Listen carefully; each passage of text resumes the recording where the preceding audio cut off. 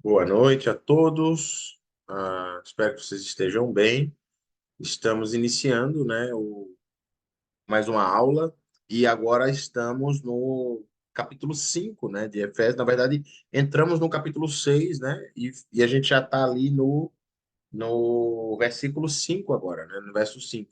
Então a gente entrou no capítulo 6, que é o último capítulo de Efésios. É um capítulo bem extenso. Vamos ver se a gente consegue cobri-lo hoje. Então, e aí a gente finalizaria nosso curso hoje. Caso a gente não consiga, a gente deixa para um pedacinho na semana que vem, a gente vê como é que faz.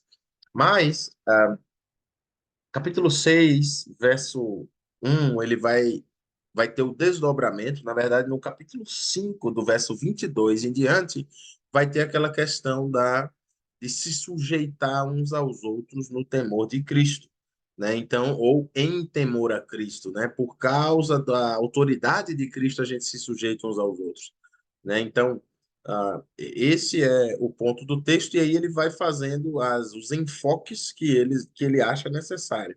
Então, ele começa ali no marido e mulher, depois ele entra no pai e filho, e agora ele vai caminhando para o patrão e o empregado, né, como a gente chama no nosso mundo corporativo, capitalista de hoje, né, no nosso sistema de organização hoje, a gente chama de patrão e empregado, né, ou no linguajar mais novo, né, o empresário e o colaborador, né, não tem mais empregado, é o colaborador, aquela coisa toda, né.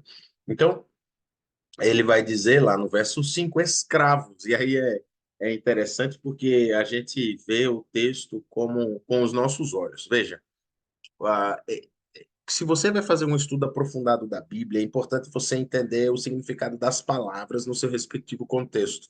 A palavra escravo na Bíblia não quer dizer o escravo que nós conhecemos, certo? Então, o escravo que nós conhecemos, que é o cara que foi traficado, raptado lá na África, teve sua família destruída, né? E foi separado de sua família, filhos, vendido, né? Como a gente viu, o pessoal tirava dente, aquele monte de coisa, com crueldade, né? Vendia a pessoa era tratada como objeto. Não é isso que significa escravidão no Novo Testamento, tá?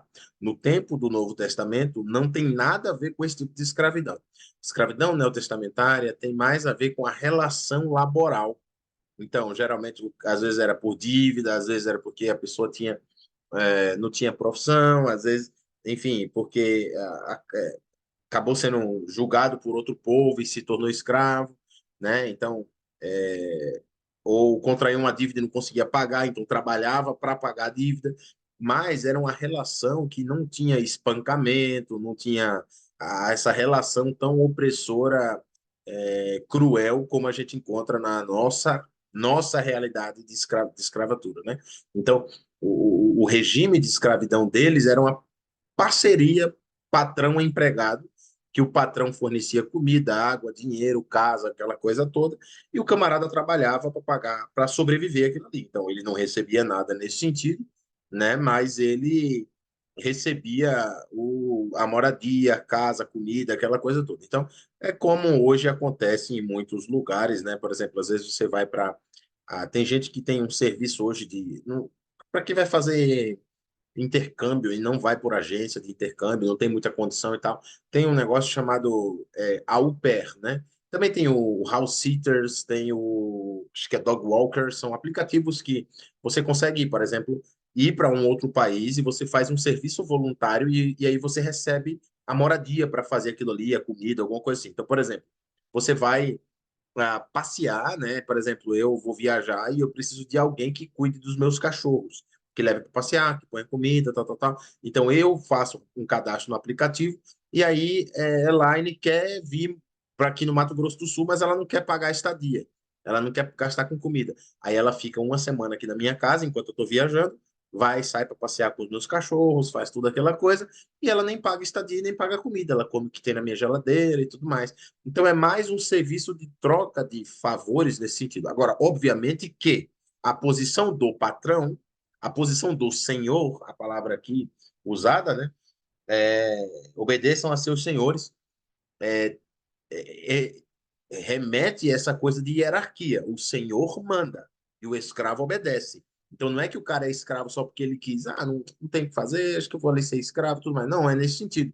Mas ele chegou numa condição que ele acabou indo por esse caminho e ele acaba sendo subjugado por outra pessoa. Mas até hoje é assim, né? Então, eu sou um cara que não tem uma empresa, não tenho dinheiro para dar e vender, então eu me submeto a um patrão e ele vai, né? E aí ele me paga por aquelas horas que eu trabalho ali, e assim que funciona. Então, essa ideia que é a escravidão do texto bíblico, não é essa ideia de escravidão como a gente conhece, que é uma ideia de crueldade, de opressão, de miséria, né? Então, é entendimento, porque se a gente olha para o texto bíblico com esse olhar enviesado, a gente vai dizer, então quer dizer que Paulo ele endossa a escravidão, né? Então tem pessoas que vão olhar o texto bíblico por esse caminho. Não, então Paulo ele endossa a escravidão. E pior do que isso aqui é a carta de Filemão. Se você ler a carta de Filemão, aí é que é uma complicação mesmo, porque o cara era escravo, conseguiu fugir, né? E aí ele escreve para o outro dizendo: receba ele de volta, você volte para trabalhar, você receba ele como irmão, se ele tiver devendo alguma coisa, põe na minha conta. Então assim, aí é que é mais complicado ainda, né? Então Paulo ele estava defendendo o regime de escravidão, mas não é a escravidão que a gente conhece. Uma coisa não tem nada a ver com a outra. Então, entender a palavra, o texto bíblico no seu devido contexto, senão a gente faz confusão. Então ele vai dizer: escravos, obedeçam aos seus senhores terrenos com respeito e temor, com sinceridade de coração, como a Cristo. E a gente poderia traduzir numa tradução um pouco mais contemporânea de funcionários, trabalhem direito, façam um bom serviço. Não, eu não tenho que trabalhar, não sei se você é funcionário, se é CLT, você não tem que trabalhar na sua empresa, fazer um bom serviço por causa do seu patrão somente. Né? Você tem que trabalhar por causa do Senhor. Você está trabalhando como para o Senhor. E ah, olhando pela ótica cristã, é uma excelente coisa, porque se aí olha só o problema, né? Se eu, Renato, fosse abrir uma empresa, eu só iria trabalhar, só iria contratar cristãos. Por quê? Porque o cara não ia faltar, não ia colocar atestado, não ia ficar com mentira, não ia ficar mentindo que ia no banheiro, ficar 10 horas no banheiro, não ia ficar faltando, nem encher a cara. Ok, na teoria. O cara que é cristão de verdade, que se sujeita um ao outro no temor de Cristo, ele vai ser um bom funcionário. Não tem como a pessoa dizer que é cristã e ela fica pulando de emprego em emprego porque tem perseguição no trabalho, tem perseguição, o pessoal persegue ela, né? Ela é praticamente um Jesus lá dentro, né? Será que não é você que é um mau funcionário? Será que não é você que está tratando o seu senhor terreno, que é o seu patrão nesse contexto, com desrespeito e sem sinceridade de coração? Será que não é isso? Né? E aí, agora, afunilando um pouco mais no texto bíblico, em paralelo com os cientistas modernos, tem um camarada chamado Max Weber. Ele é um sociólogo, ele vai fazer um estudo sobre. Ele vai escrever um livro, na verdade, e esse livro dele se chama A Ética Protestante e o Espírito do Capitalismo.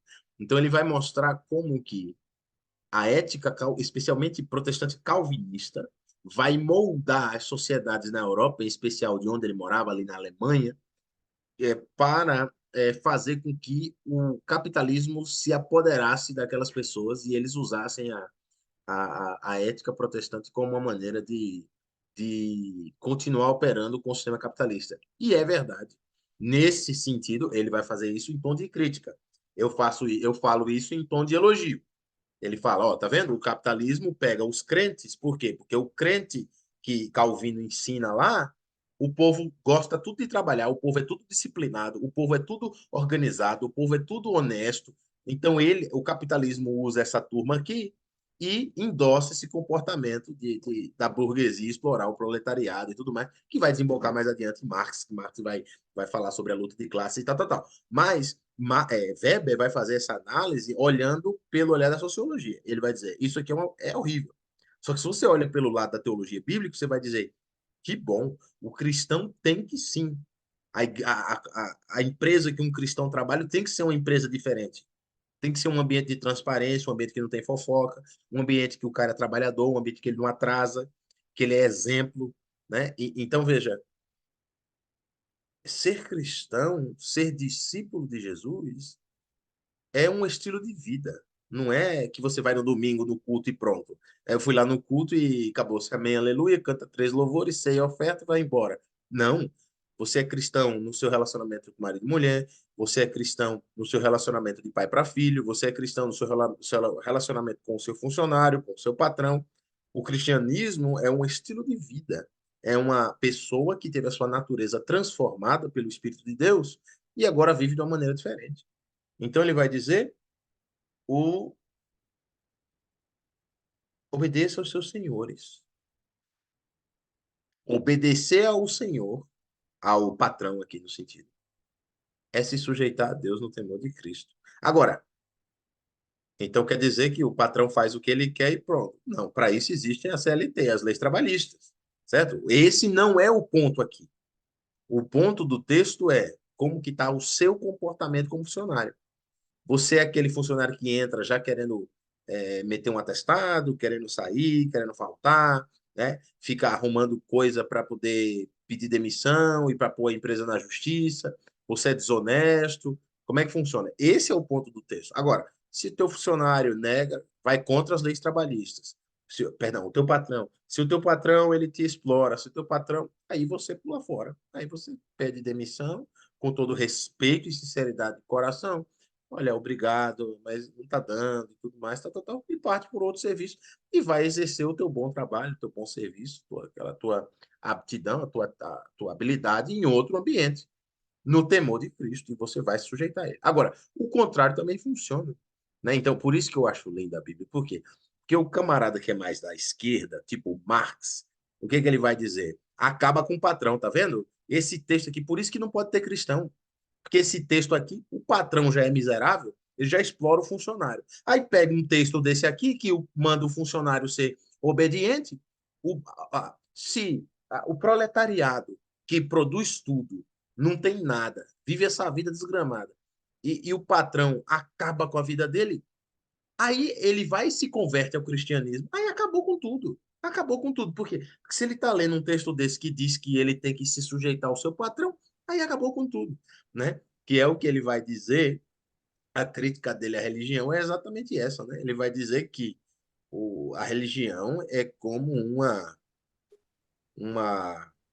uma droga que vai anestesiando as pessoas e essas pessoas não enfrentam a realidade como ela é, porque ela busca uma realidade etérea, metafísica no futuro, no reino dos céus, né?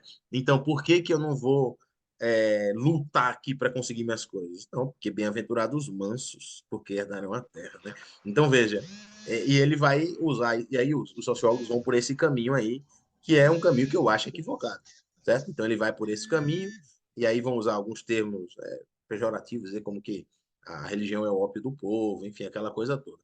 Só que aí tem gente que vai para o outro extremo. Esse é o cara da esquerda, revolucionário, Black Bloc, o cara lá do PSTU, né, que vai quebrar tudo mesmo, que vai fazer revolução. Só que vai ter o cara do outro lado.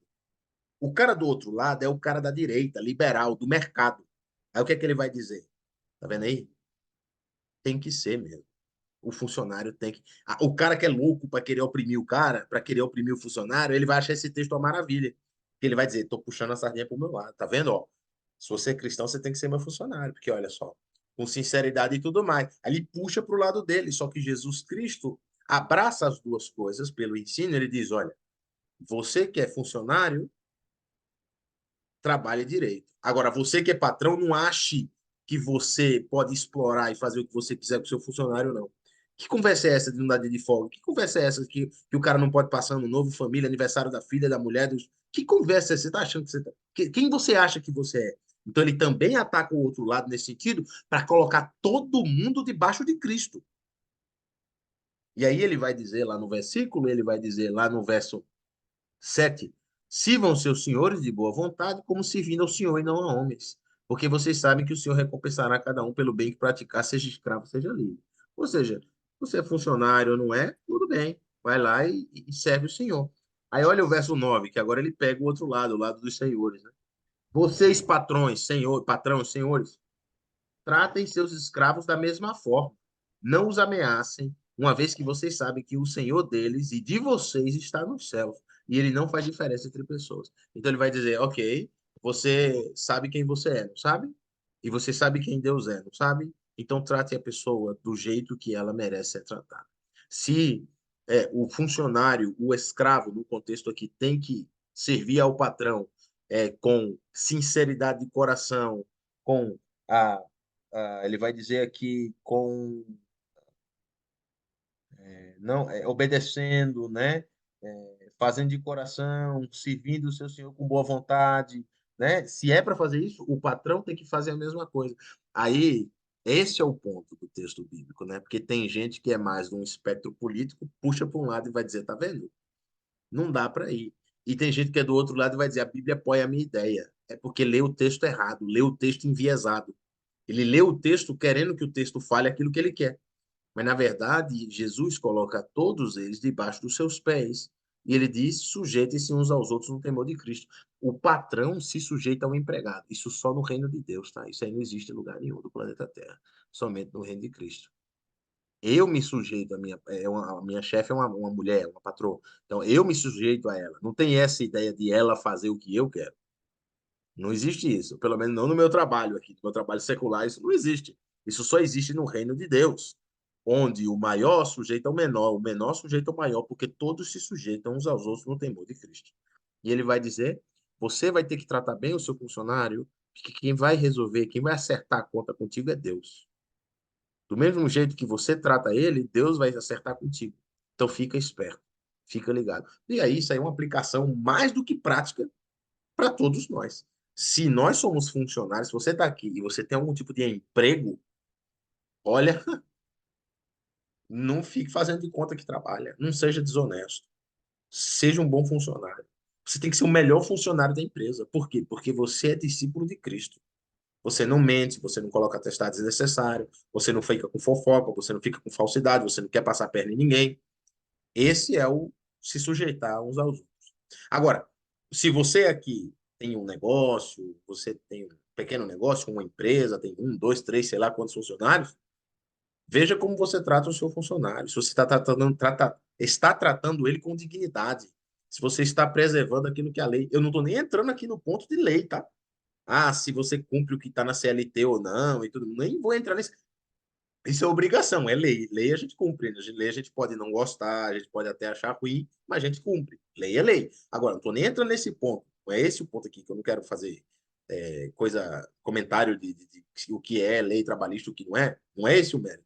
Mas como é que você está tratando o seu funcionário?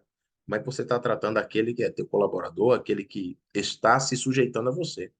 Se a gente está fazendo alguma coisa num caminho que está diferente desse que o texto ensina, a gente tem que parar e prestar atenção naquilo que a gente está fazendo.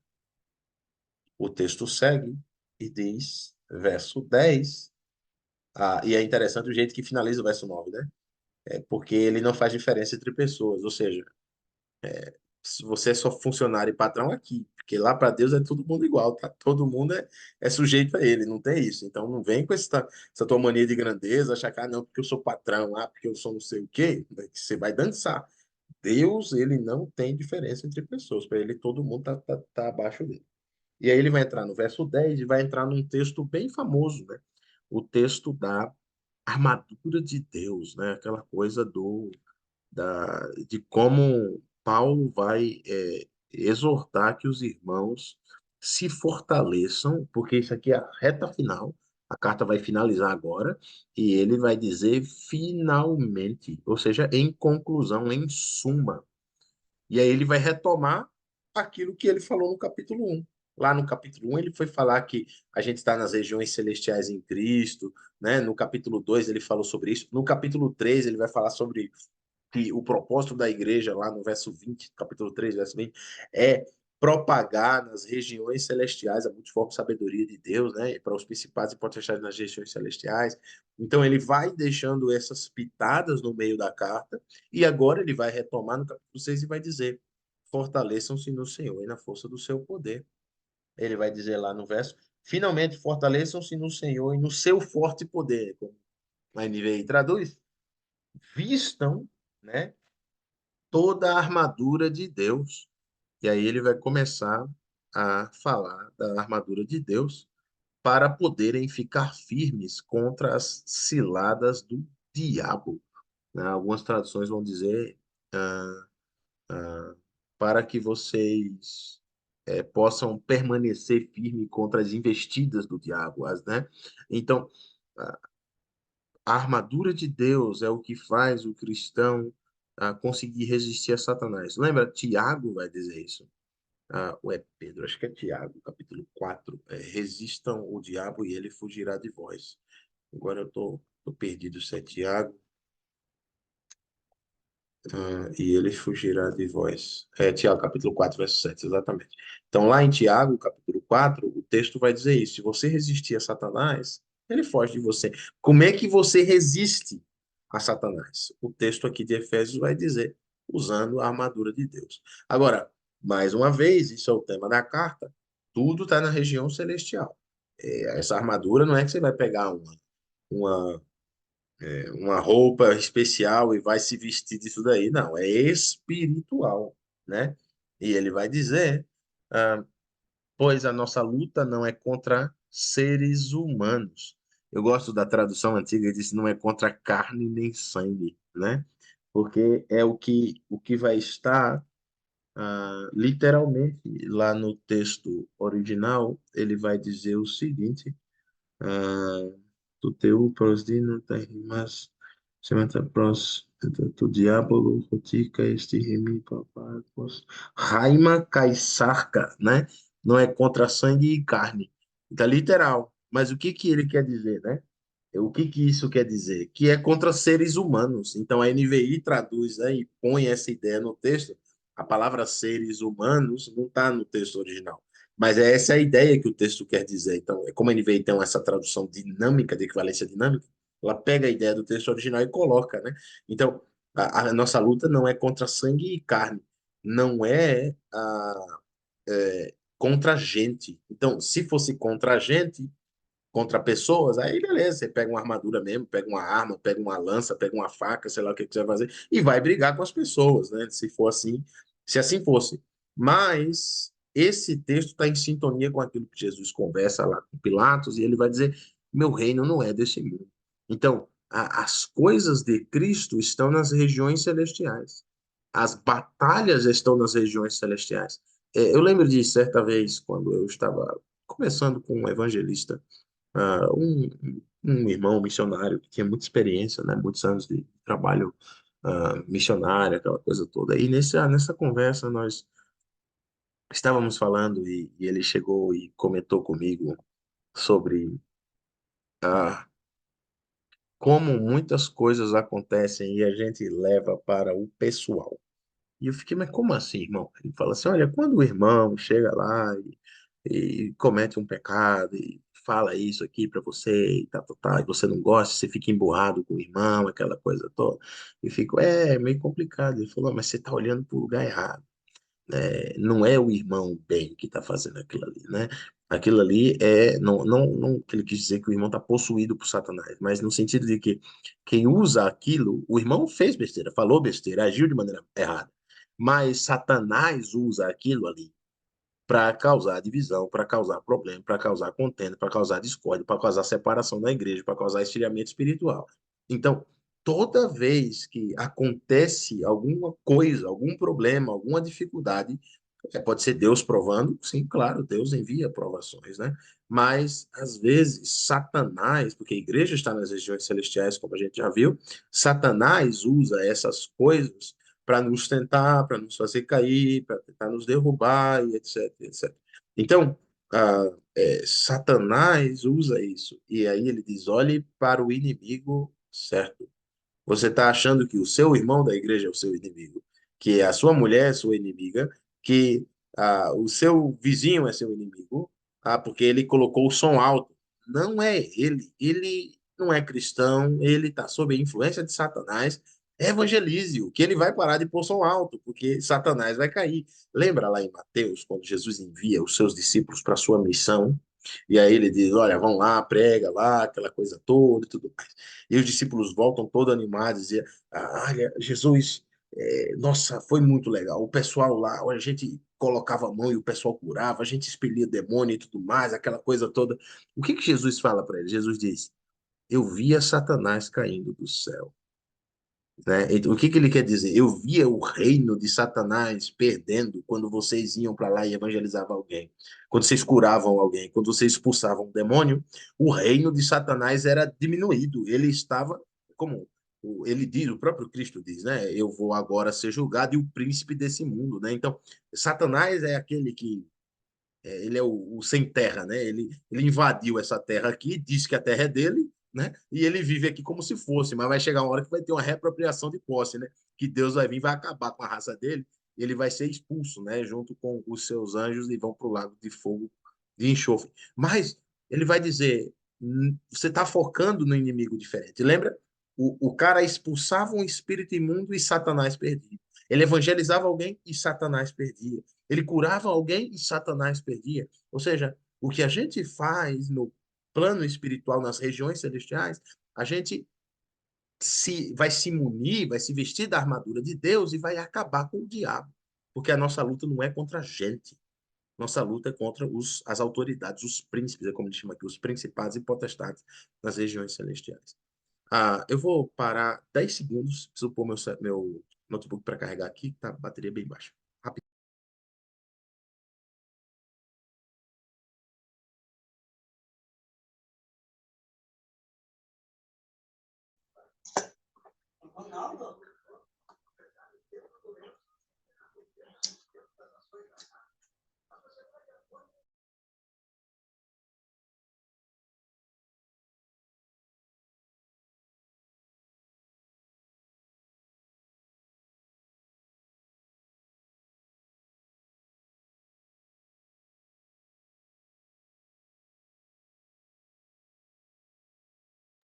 Voltei. Ok. Então, esse é o ponto do texto. Irmão, observe. Irmão, observe. Teve uma época da minha vida que eu fiquei assim, fiquei bem neurótico no bom sentido. Então, eu ficava olhando as coisas e acontecia coisa, eu falava, ok, o quanto disso é ação de Satanás? O que que ele quer com isso?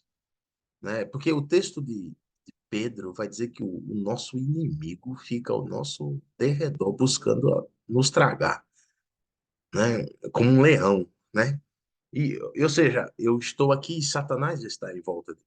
Neste momento, existem espíritos que estão buscando tragar você e a sua alma, fazer você abandonar a fé, o caminho. Isso é verdade, certo? Eu não vou entrar naquele ponto, como muita gente fala, da batalha espiritual. Né? Você gasta todo o seu dinheiro no cartão de crédito e chega a fatura e você diz, né? Porque Satanás colocou uma seta, né? O inimigo colocou uma seta. Não, não foi seta, foi você que detonou seu cartão de crédito feito um louco, né? Não, não é esse o ponto aqui. Ah, não, eu tô com dor na coluna, é o inimigo que quer destruir minha lombar. Não, ele tem muito mais o que fazer, ele quer acabar com a sua alma. A lombar é porque você não faz exercício mesmo, né? Não faz um fortalecimento, está acima do peso, né? Então, veja, a gente tem que entender que, como diz o grande filósofo Tiririca, né? Uma coisa é uma coisa e outra coisa é outra coisa totalmente diferente. Então, não vou entrar nesse ponto aqui. O ponto do texto é: o Senhor nos dá essa batalha para guerrearmos com as suas armas. E uma coisa que a gente infere aqui no texto é que se a gente vai brigar com a nossa força, a gente perde. Eu lembro, olha, jovem é burro, né? Eu lembro quando eu estava em João Pessoa, no meu primeiros meses assim de estudo como missionário, estudando teologia, aquela imersão era, a gente tinha 8 horas de aula por dia, né, de Bíblia, de um monte de coisa, né, aulas teóricas e práticas, aquela coisa toda. E aí, eu lembro de que eu estava numa época muito boa com o Senhor, no sentido de muito estudo bíblico, acordava cedo, fazia devocionais, estava meu tempo com Deus bem, sabe, bem feito, aquela coisa toda. E eu lembro que eu falei isso para um um colega meu que morava, era uma república só os homens, os missionários, e as meninas moravam no outro apartamento e tal. E eu lembro que eu cheguei para um dos rapazes que morava comigo, eu falei, cara, se Satanás vier pessoalmente me tentar, ele não me derruba. Eu tô tão firme espiritualmente aqui que ele pode vir, ele e quantos demônios ele quiser mandar aqui, que ele não me derruba. Do jeito que eu tô aqui, não vai. E passou, sei lá, uma semana, um mês, não sei quanto tempo, e eu pequei, caí, enfim, cometi pecado. E eu fico pensando, né, como a gente acha que é pela força do braço, né? Obviamente que eu sabia que não era pela força do meu braço, mas eu achava que era o quê? Quanto mais eu oro, quanto mais, então, é como eu faço, eu leio, eu estudo, eu oro, a coisa vai. Mas o texto já começa dizendo: fortaleçam-se no Senhor e na força do seu poder. É no Senhor, é do Senhor que vem a força. Então, o Senhor nos dá força para que a gente possa resistir no dia mal. É isso que ele está dizendo aqui. Como é que a gente faz? Com a armadura de Deus. E ele vai começar a destrinchar, e isso aqui você está olhando para um soldado romano, tá? Então, quando Paulo fala isso aqui, ele está na cabeça dele, ele está falando de um soldado romano, né? Então, ele vai começar a citar as parafernálias, né? As, os os apetrechos, essa é a palavra, de uma armadura romana, né? E aí ele vai dizer, primeiro, lá no verso 13, por isso vistam toda a armadura de Deus para que possam resistir no dia mal e permanecer inabaláveis depois de terem feito tudo. Ou seja, enquanto vocês vivem, enquanto vocês têm a sua vida normalmente, e vai vir o dia mal, você vai viver, vai trabalhar, vai comer, vai sair, vai andar, vai cuidar do teu filho, da tua mulher, do teu marido. Você vai viver o teu dia a dia. Depois de ter feito tudo, você vai ficar inabalável, porque o Satanás não vai te derrubar. O dia mal não te derruba se você está vestido com a armadura de Deus. E aí ele continua e diz o seguinte: assim, mantenham-se firmes, cingindo-se com o cinto da verdade. Então, ele vai fazer ah, uma série de comparações, né? Então ele vai pegar o que é cingir. O camarada colocava um cinto, que é o que as mulheres fazem hoje. Eu nunca vi na minha vida usar vestido com cinto, mas hoje em dia é a moda, vestido com cinto. Então a mulher pega um vestido e amarra um cinto na cintura, né, para ficar mais bonitinho, aquela coisa toda. É tipo isso, as roupas que eles usavam eram roupas folgadas, então eles cingiam esse cinto para que ficasse mais fácil para eles correrem, para eles se movimentarem, para ficar mais firme e tudo mais. E daí vinha a armadura por cima. Então, era o espaço, a preparação inicial, digamos assim, para colocar a armadura. E ele vai dizer o cinto da verdade. A, a verdade aqui é uma referência à palavra de Deus, né? Aquilo que sai de Cristo. Agora, se você olha de uma maneira mais ampla, você vai dizer que isso aqui é o próprio Cristo. Por quê? Porque ele é a verdade. Ele disse isso, João capítulo 14, verso 6. Eu sou o caminho, a verdade. Então, se Cristo é a verdade, você está colocando o cinto da verdade, é o cinto de Cristo. Agora, é, o, não dá para gente, e eu não acho que esse é o caminho, tem gente que vai tentar interpretar pedaço por pedaço da armadura. Então, o que que significa o capacete, o que que significa o cinto, o que que significa não sei o que que significa a espada, o que que significa o calçado, né, o sapato, o que que significa... Veja, eu não acho que esse é o ponto do texto. O ponto do texto é: se equipe daquilo que Deus te dá, que aí você resiste ao diabo, resiste ao dia mal. Então, você pode dizer que aqui a verdade é: você coloca o cinto daquilo que é verdadeiro, daquilo que é puro, daquilo que é honesto, daquilo que é a palavra de Deus, daquilo que é a verdade que Cristo revelou. A gente pode ir por esse caminho, mas assim, eu não acho que tem diferença nenhuma na interpretação do texto. O texto segue e vai dizer vestindo a couraça da justiça. A couraça era aquele equipamento, né, de couro mais espesso que ficava no peito, né? E ele vai dizer a couraça da justiça. Mais uma vez, vai ter gente que vai atribuir a justiça nesse sentido de que se você entende de que aí tem duas possíveis interpretações aqui. A justiça no sentido de você ser justo com alguém, de ser uma pessoa que é equilibrada naquilo de dar para o outro aquilo que ele merece. Então, se eu tenho dois filhos, eu tenho R$ 1, eu dou 50 centavos para um, 50 centavos para outro. Isso é ser justo. Então, se munir da justiça. Outras pessoas vão por outro caminho, no sentido de que você vai colocar no peito, vai se revestir da justiça que vem da parte de Deus. Lembra? A Romanos, capítulo 5, perdão, 2 de Coríntios, capítulo 5, verso 21.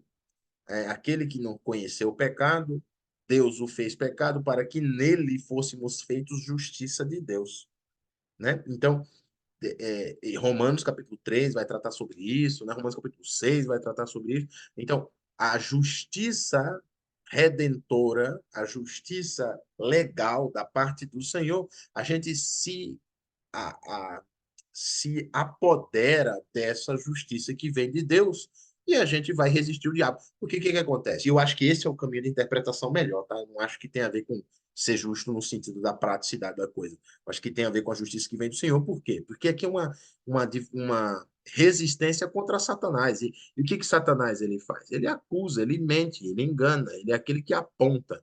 Essa palavra diabolos, na palavra do grego, de onde vem a nossa palavra no português, que vem do latim, né, e acaba desembocando no português, diabo significa acusador, aquele que aponta, aquele que acusa, aquele que causa discórdia. Né? Então, tem na minha tela aqui, está eu no meio, está a Elaine de um lado e Luciane do outro. Então, eu coloco uma contra a outra e eu faço acusações, aquilo lá. Diabolos, inclusive, é o que vai dizer lá na carta de Timóteo, ou Tito, agora eu não vou lembrar. Paulo, quando vai falar para as irmãs, ele vai dizer: deixem dessas conversas. Ah, perdão, acho que Filipenses, aquele conflito lá de Evódia e Sintique, lá no capítulo, acho que é Filipenses capítulo 4, né? Então ele vai dizer, evitem essas conversas do diabo, ou seja, essas conversas de acusação, aquela coisa toda. Então, veja, eu acho que é mais nesse caminho, se revista da justiça que vem da parte de Deus. Porque, cara, não tem como o diabo vir me acusar. Ah, porque você faz isso. Romanos capítulo 8, verso 1. Nenhuma condenação há para aqueles que estão em Cristo. Meu amigo, ele vai dizer: se Cristo morreu por eles, quem vai intentar contra os eleitos? A acusação contra os eleitos, se é Deus quem os justifica. Né? João vai deixar claro lá: se tua mente, se o teu coração te acusa, Deus é maior do que o teu coração. Veja, nós somos filhos de Deus se nós nos arrependemos dos nossos pecados, Deus nos limpa do nosso pecado, nos recebe como filhos, o perdão é estendido e vamos para o céu. Somos filhos, somos salvos. E Satanás vai querer mentir, vai querer dizer que não é, que não foi, que você está fraco, que você é indigno, que Deus não. Entende? E aí, se a gente se veste da couraça da justiça, ele pode atacar, e a couraça é a parte vital, né? Onde protege o coração, onde se pegar ali mata, né? Então, a couraça é o que protege tudo isso daí. E ele vai dizer, ele vai continuar, vai dizer, tendo os pés calçados com a prontidão do evangelho da paz. Enquanto você ah, se defende, você continua caminhando para frente com o evangelho da paz. E o evangelho da paz não é o que as pessoas pregam por aí, tá? Como eu já vi muitas vezes, né? Vamos acabar com a guerra, por exemplo, né? Estamos tendo guerra agora do Hamas contra Israel, estamos tendo guerra do Irã contra Israel, aquela guerra da Ucrânia e a Rússia, né? Enfim, e tiveram muitas outras guerras mundo afora aí, desde que o mundo é mundo. Ah, não, vamos orar pela paz mundial, vamos orar por não sei o quê. Tudo bem, claro, vamos orar. Deus não gosta dessas coisas de morte, isso é tudo coisa de pecado, coisa de gente que quer ser Deus e que quer estar sentado no trono de Deus, né? Isso tudo é ruim, né? Mas como é que essa pessoa vai parar de fazer guerra mesmo? Evangeliza ele que ele para de fazer guerra. Esse é o evangelho da paz. É o evangelho que faz paz entre Deus e os homens. É o evangelho que pacifica a humanidade. Romanos capítulo 5, verso 1. Portanto, agora, justificados, pois, mediante a fé, temos paz com Deus. Romanos capítulo 5, verso 1. Então, se a gente está calçado com o evangelho, com a prontidão do evangelho da paz, a gente continua se defendendo forte e seguindo adiante pregando a mensagem de Cristo. É assim que a gente resiste o diabo no diabo. E aí ele vai dizer, ah, além disso, usem o escudo da fé. É daí que vem aquela foto, né? Com um escudo assim, né? Com o nome Fé, bem bonito, assim, né? Um escudo bem medieval daquela coisa, né? Eu acho que eu tenho aqui uma imagem que eu tinha separado, e essa imagem aqui. Então, o texto vai. É muito legal essa foto. Cadê? Tá, tá, tá, tá. Vou compartilhar a tela aqui. Essa daqui. Então, tem diferentes layouts aí, né? Mas é isso daqui, né? Olha aí, o escudo da fé. Esse é né? O pessoal criou bem certinho, né? Escudo da fé, né? E aí vai. Mas veja, o escudo que Paulo está falando é esse daqui. Escudo, nos tempos de Cristo. É um escudo quadrado. Não vai mostrar aqui, mas é um escudo quadrado. Melhor pôr assim. Escudo do Império Romano. Era um escudo quadrado, assim, quadrado, grande, né? Era mais assim a ideia, não desse jeito aqui, né? Com essas coisas, esses detalhes todos, mas era um escudo quadrado com um revestimento de couro, geralmente úmido. Geralmente ele era úmido, então era como se fosse uma porta. Ele era retangular, quadrado, eu usei a expressão completamente errada, tá? Retangular, no sentido como se fosse uma porta mesmo, né? Que ela é mais comprida assim, que tinha uma parte de suporte atrás para você se defender. Esse escudo, geralmente, ele era revestido com um tipo de couro, ele era de ferro, né, de metal e tudo mais, revestido de couro, com uma espécie de couraça, molhado, né, úmido, porque quando o pessoal mandava as flechas, que pegava, apagava. Então, essa era a ideia, né? Por isso que ele diz: usa o escudo da fé para apagar os dardos inflamados do maligno. Então, ele está pensando com a cabeça de Roma, está pensando um soldado romano aqui, né? Então, essa ideia de batalha espiritual, né? Pelo avanço do evangelho, pelo triunfo de Cristo sobre o reino desse mundo. E aí ele continua, o qual poderão apagar todas as setas inflamadas do maligno. Aí o verso, ainda no verso 16, deixa eu só dar uma olhadinha aqui para eu conferir o negócio. Taponeru, pneumato, do maligno. Ok. Usem o capacete da salvação. Aí alguns vão dizer, como que a gente interpreta isso do capacete da salvação? Olha, mais uma vez, eu digo que interpretar coisa por coisa não é isso que o texto quer dizer. Mas, de maneira simples, eu acho que é aquela certeza de que você é salvo, aquela a cabeça blindada de que você está com Deus e que o maligno não lhe toca. Lembra? João vai dizer isso. Aquele que está aqui é maior do que aquele que está lá. Porque quem nasceu de Deus não peca e o maligno não lhe toca. Então, Satanás. Às vezes o pessoal fala assim: Renato, você tem medo de macumba, né? Vai que alguém faz um trabalho para você. Rapaz, eu gostaria muito que fizesse um trabalho para mim. Eu tenho alguns 3 artigos do mestrado atrasado. Se você quiser fazer um trabalho para mim, pode fazer. Eu estou precisando. Mas faça a macumba que você quiser, meu amigo. Não pega, não. Porque quem tem o Espírito de Cristo, o que está em nós é maior do que o que está no mundo. A pessoa não vai ter medo. Renato, você come galinha de encruzilhada? Olha, se tiver bem temperada, com uma coca gelada do lado, você traz para mim que a gente come. Não tem problema. Não tem medo de nada. Não, não adianta. Cristo é maior do que todas essas coisas. E, na verdade, a galinha de encruzilhada nem tem Deus nenhum lá. Paulo vai dizer isso lá em Coríntios, capítulo 8, né? Mas, na verdade, capítulo 10 também, o ídolo é mudo, não tem nada ali. O pessoal inventa na cabeça deles, coloca para fora no coração da mente dele os deuses que eles inventam e acham que aquilo é Deus, mas não tem Deus nenhum ali, né? Então, veja, mas existe Satanás. Existe o mundo espiritual, os espíritos imundos que querem acabar com o Senhor, com a sua igreja, querem minar o seu povo. Isso é verdade. A gente encontra isso daqui. É o que o texto diz, não dá para negar. Mas se a gente está com Cristo, pode vir quem for, pode ter o problema que for. A gente não. Se a gente tem essa certeza, com a cabeça blindada, o capacete da salvação, eu estou salvo. Não importa o que aconteça, eu estou salvo. Lembra Romanos capítulo 8? Aqueles que predestinou, também santificou, só para não falar besteira, ele vai dizer, eu não lembro a ordem desse texto, lá no finalzinho de Romanos capítulo 8, ele vai dizer assim, aqueles que... ah,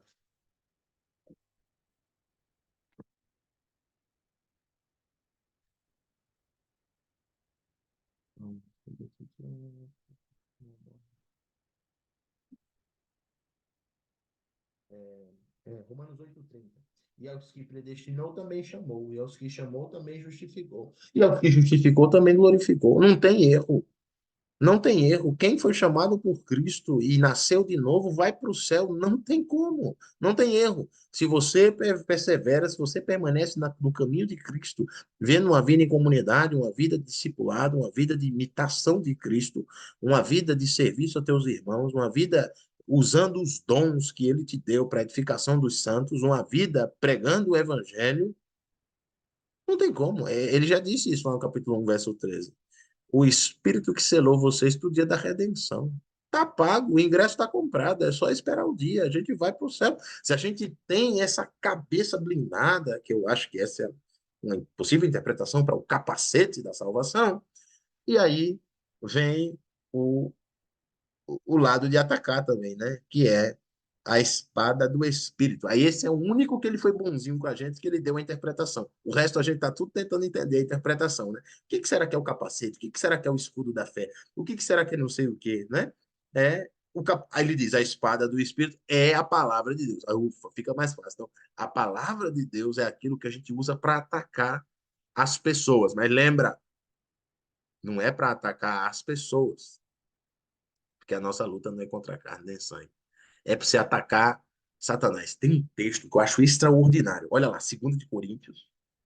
Esse texto é extraordinário, que ele deixa claro que o nosso negócio não é bater nos outros, né?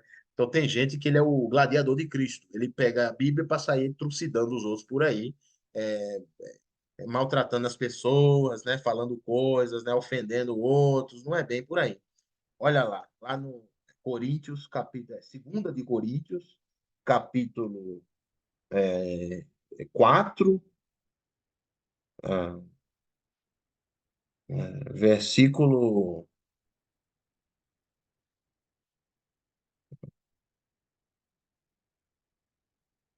2 Coríntios, capítulo 4, ou capítulo 3. Deixa eu ver. Segundo capítulo 10. E capítulo 4, meu Deus do céu. Capítulo 10, versículo 3 ou 4. Vamos lá ver se eu tô certo ou não. É isso aí mesmo. Olha lá. Exatamente. Olha, é isso aí. Capítulo 10. Toda vez eu confundo, sempre que fica na minha cabeça capítulo 3 ou 4. Olha lá. 2 Coríntios, capítulo 10, versículo 3. Olha lá. Pois embora vivamos como homens, 2 Coríntios, capítulo 10, verso 3. Embora vivamos como homens, ou seja, embora eu seja ser humano, eu seja de carne e osso, eu seja uma pessoa, eu não sou um espírito, eu sou uma pessoa. Não lutamos segundo os padrões humanos. Eu não luto para evangelizar a pessoa pegando no pescoço dela. Não é bem por aí. Olha como ele diz. As armas com quais lutamos não são humanas.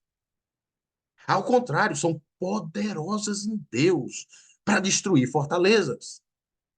As armas que Paulo usava são poderosas em Deus para destruir fortalezas. Quais são essas fortalezas? Ele vai dizer: destruímos argumentos e toda pretensão, algumas traduções, ao meio do antigo vai dizer toda altivez, que se levanta contra o conhecimento de Deus. Ele vai dizer, eu não destruo a pessoa, eu destruo o argumento da pessoa, eu destruo a ideia errada da pessoa, eu destruo a ideia errada de Deus que ela tem, a ideia errada de salvação que ela tem, a ideia errada de justificação que ela tem. Eu acabo com isso com a minha arma, que é poderosa em Deus.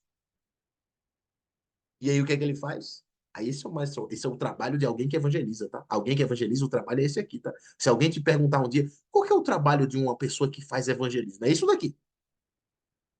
É usar as armas poderosas em Deus para destruir argumentos e altivez que se levantam contra o conhecimento de Deus e fazer o quê? E levamos cativo todo pensamento para torná-lo obediente a Cristo. Você sequestra a mente e o coração da pessoa e leva ela algemada aos pés de Jesus, com armas espirituais. Efésios deixa claro isso. Se você se veste da armadura de Deus, se você se fortalece no Senhor e na força do seu poder, você vai ter essa força para combater o inimigo no dia difícil, no dia mau. E você vai resistir os dardos inflamados do maligno com o seu escudo da fé. Pode mandar chumbo grosso, meu amigo. Não é isso que Paulo diz lá em 2 de Coríntios, capítulo 4. Eu estou abatido, mas não destruído. Né? Eu estou perseguido, mas não desamparado. Né? Pode mandar chumbo grosso. Né? Pode fazer o que você quiser, que eu não vou parar. Se eu tenho esse escudo da fé que me protege, o capacete da salvação, os pés da prontidão do evangelho para caminhar adiante, a espada do Espírito para atacar as pessoas, nesse sentido aqui, atacar o pensamento, atacar o coração das pessoas para fazê-los cativos e levá-los aos pés de Cristo.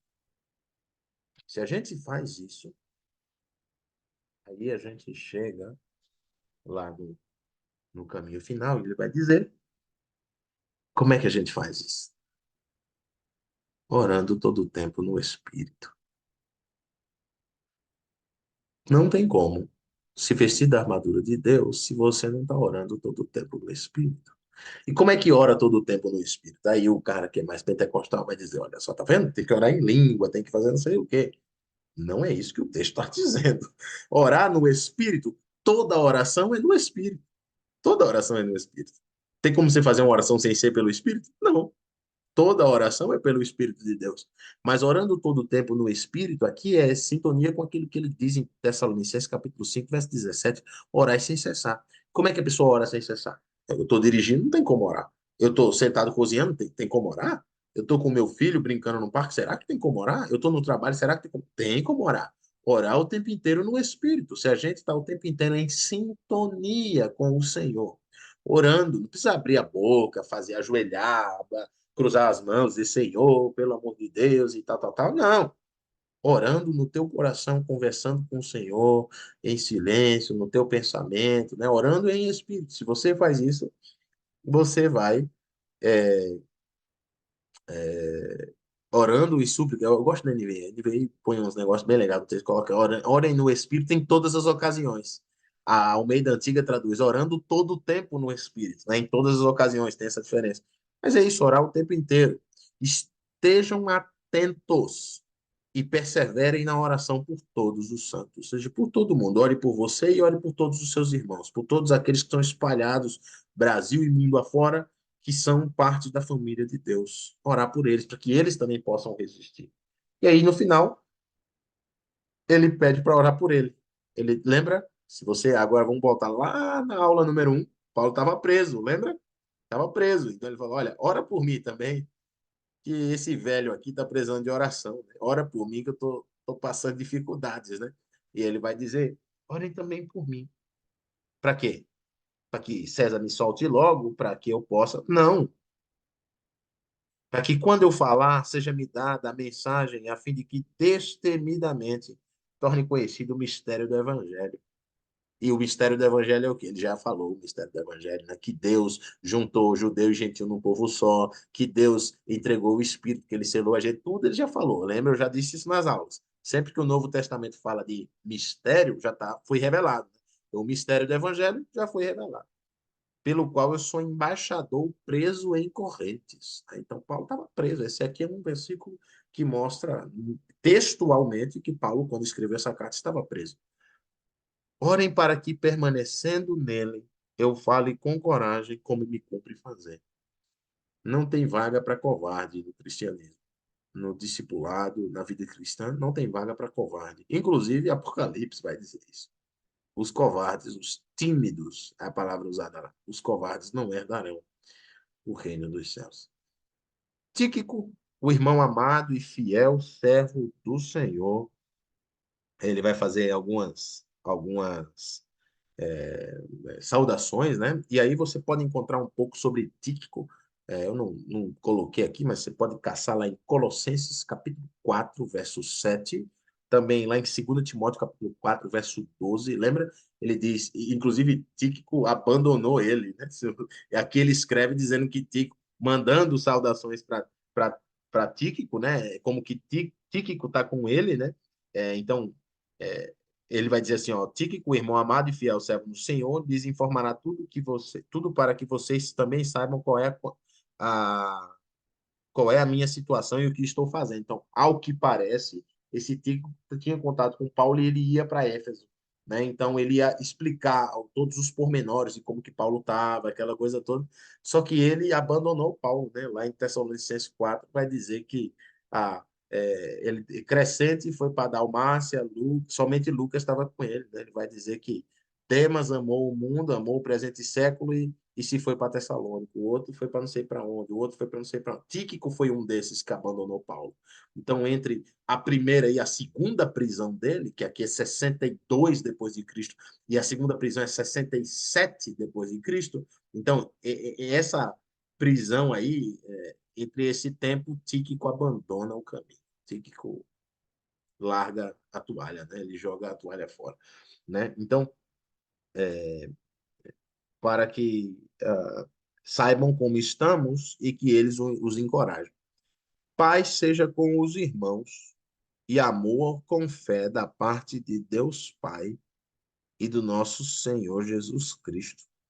A graça seja com todos os que amam o Senhor Jesus Cristo com amor incorruptível. Né? Então, ele finaliza a carta dizendo que a paz é para aqueles que amam o Senhor, com aquele amor que não se acaba, com aquele amor que não se corrompe, com aquele amor que se renova, que é o amor de Deus, né? Então, se a gente ama o Senhor, Cristo, nosso Senhor amado, com o mesmo amor com que ele nos ama, Paulo nos deseja a paz também. Então, essa paz estende até para nós hoje, né? Ah, essa é a carta aos Efésios. Finalizamos. Uma baita de uma carta assim com, nossa, com tantos detalhes, com tantas aplicações, uma carta que fala de mundo espiritual, fala do ministério do Espírito Santo, fala dos dons espirituais, fala do serviço na igreja, fala da natureza da igreja, fala do plano de redenção de Deus que foi extraordinário, juntar dois povos num só, acabando com a barreira de separação e colocando todo mundo dentro de Jesus Cristo. Fala sobre os dons, fala sobre sujeição, fala sobre resistir ao Senhor, ao diabo pelo poder do Senhor. Assim, é uma carta extraordinária. Assim. Efésios tem infinitas aplicações, é um texto fantástico. Foi muito bom estar aqui com vocês todas essas segundas-feiras. Tivemos várias, né? Não lembro quantas foram 7, 8, 9, não lembro quantas foram, mas a gente tivemos vários encontros, né? Então foi muito bom estar aqui com vocês. Espero que não tenha ficado alguma dúvida. Se ficou alguma dúvida, a gente tenta sanar na medida do possível. Ficou aquele materialzinho de introdução da carta aos Efésios lá, né? Para vocês terem um esboço, né? Aquela coisa, relembrar sempre o contexto histórico, conseguir entender. E vocês têm todas as gravações, que todas as aulas ficaram gravadas. Essa foi a iniciativa aí do Jornada pela Bíblia, também um braço aqui de apoio da Igreja de Cristo aqui em Dourados, onde eu estou aqui no Mato Grosso do Sul, mas talvez a gente vai fazer uma outra coisa como esta em breve. Eu amo estar aqui com vocês. Minha rotina é muito puxada, então eu gostaria de estar mais, mas não consigo. Mas quem sabe eu amo 1 João. Se vocês se animarem para fazer, a gente pode ir. Eu acho uma carta extraordinária, a carta de 1 João. Amém, Deus nos abençoe. Ou pode ser outra carta também, enfim, pode ser algum outro texto, né, que vocês queiram, a gente pode sentar e estudar. Agora, eu tenho certeza que se a gente puser Apocalipse, aqui vai dar 450 pessoas e aí não vai ter nem espaço para ninguém, né? Porque Apocalipse é aquele livro tão badalado, né? Aquela coisa toda, né? Mas a gente pode ir caminhando por aí. A gente vê, vou conversar com o Cado direitinho, vamos ver o que que a gente consegue fazer, mas foi muito bom estar aqui com vocês, obrigado pela participação de todo mundo. Enfim, pessoal, que teve gente que seja fiel até a morte, né, e dar-te a coroa da vida, né? Então teve gente que começou o curso, né, e morreu no meio do caminho, né, abandonou o primeiro amor, né? Teve gente que não, ficou firme aqui, tá até o final, que bom, Deus abençoe vocês.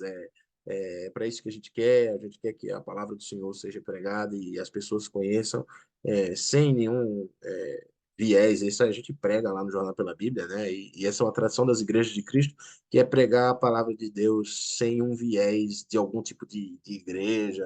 Você viu que a gente ensinou o curso inteiro aqui, eu não falei de venha para minha igreja, faça isso, faça aquilo, ou essa igreja é certa, essa é errada. Nós não temos essa ideia, nós tentamos, como Paulo diz, pregar Cristo e esse crucificado. A gente prega o que o Senhor ensinou, o que a Bíblia diz, e o que passa disso a gente vai tentando conceber, conversar, vamos tentando interagir. Olha, até aqui eu vou, daqui para frente não consigo, porque esse negócio já está meio distante do que eu acredito. A gente vai tentando dialogar, vai tentando conversar, mas a gente sempre tenta preza, né? A gente sempre tenta pregar aquilo que a Bíblia diz, na nossa limitação, na nossa pequenez, na nossa pouca sabedoria, pouco entendimento, mas a gente tenta ensinar aquilo que o Senhor quer que a gente ensine. Ah, eu queria fazer uma oração para a gente terminar. Se alguém quiser falar alguma coisa, quiser perguntar alguma coisa, tiver com alguma dúvida, alguma coisa que ficou batido, às vezes uma coisa do capítulo 1, do capítulo 2, alguma coisa assim que passou, se você quiser perguntar, fique à vontade. Vocês têm meu número, podem entrar em contato comigo, se tiver alguma dúvida, alguma coisa. É muito corrida a minha vida, mas eu prometo que eu sempre respondo, eu paro, dou uma olhadinha no WhatsApp, né, e vou tentando ajudá-los na medida da minha possibilidade. E eu acho que a Cado tem a mesma coisa, né? Então, assim, a vida dele é bem corrida também. Ele tem que fazer 500 posts por Jornada pela Bíblia. Todo dia sai um post bem bonitinho lá para vocês, né? Não acha que foi do vento que saiu aquilo ali, não. É Cado, né? Ricardo aí trabalhando, fazer um bom conteúdo, um conteúdo de relevância teológica. Porque para fazer abobrinha, para falar nada com nada na internet, você sabia que um mistério escondido aqui na letra A, de não sei do quê, para falar balela, e tem muita gente para fazer conteúdo relevante, que dá trabalho para produzir, que é chato, que precisa de ter um estudo, né? Dá um pouco de trabalho, mas a gente está tentando aí, já são alguns anos produzindo conteúdo de teologia aí no Jornada. Espero que a gente, Deus dê vida e graça para a gente continuar. Vamos orar, a gente finaliza. E aí a gente, sei, mandem lá, a gente vai fazer uma enquete. Eu gostaria de finalizar com isso. Se você puder, coloque no grupo o que, que você achou, no que essas aulas agregaram na tua vida, para a gente ir compartilhando isso lá no Facebook, ou, perdão, no Instagram.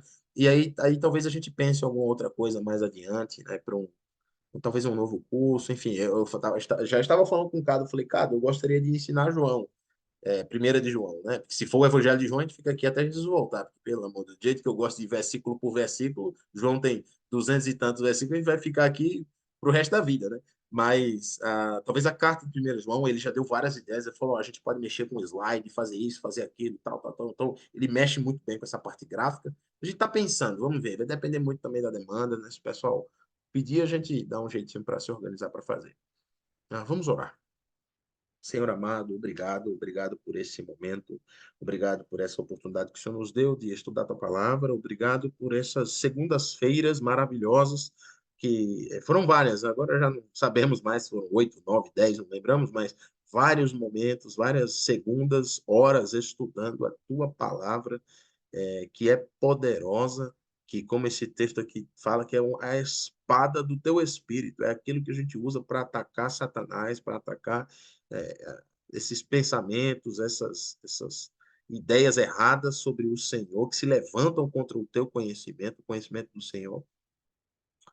Nos ajude, Pai, a colocar em prática tudo isso que a gente estudou aqui. Nos ajude a entronizar o Senhor nas nossas vidas. Nos ajude, Pai, a enraizar esses pensamentos, essa sabedoria que vem de Ti nas nossas vidas, no nosso coração. Pai, obrigado porque o Senhor nos abençoou com toda sorte de bênção na região celestial em Cristo. Obrigado por todas essas bênçãos que o Senhor derramou em nós, no amado, no nosso Senhor Jesus. E o Senhor estende essa graça como uma cascata que derrama e inunda a nossa vida, Pai. Obrigado, obrigado. O Senhor é um Deus bom. Não tem nenhum Deus igual ao Senhor. O Senhor é esse Deus que pode fazer infinitamente mais do que tudo aquilo que a gente pensa ou pede. Pai, nos ajude na caminhada. Sem o Senhor não somos nada. Obrigado pela vida de cada um que está aqui, pelos que puderam acompanhar, pelos que estão acompanhando, não agora ao vivo, mas na gravação, Pai, seja com cada um deles, que nós possamos buscar aquilo que o Senhor deseja para cada um de nós. Louvado seja o teu nome eternamente, em nome de Jesus. Amém. Meus amados, Boa noite. Eu dei uma tossida bem grande aqui. Boa noite, fiquem com Deus. Foi muito bom estar aqui com vocês. Em breve a gente vê o que sai, né? Ninguém sabe o dia nem a hora, né? Somente o pai, Ricardo. O Ricardo é o pai, né? A gente não sabe, né? Então vamos ver o que é que sai aí para frente. Deus abençoe vocês. Boa noite, bom descanso. Fiquem com Deus. O que precisar da gente, estamos aí para tentar ajudar na medida do possível. Um abraço, meus irmãos. Tchau,